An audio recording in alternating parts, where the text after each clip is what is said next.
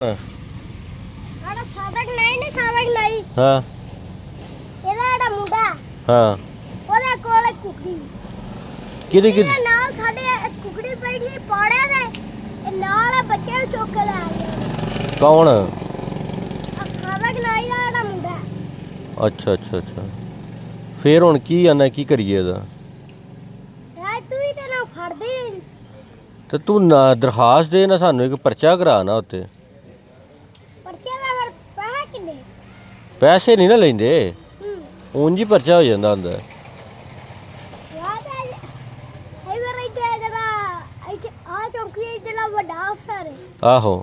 ਉਹ ਇੱਕ ਅਫਸਰ ਬਦਲ ਗਿਆ ਆਹੋ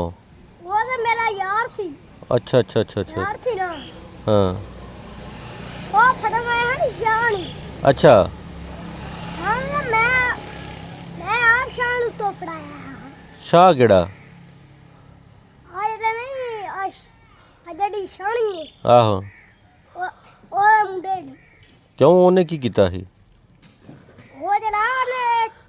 ਉਹਨੇ ਚੂਚੇ ਚੁੱਕੇ ਨੇ ਅੱਛਾ ਅੱਛਾ ਅੱਛਾ ਅੱਛਾ ਪਿੰਡ ਤੇ ਇੱਥੇ ਬੜੇ ਜਾਂ ਚੂਚੇ ਚੁੱਕੇ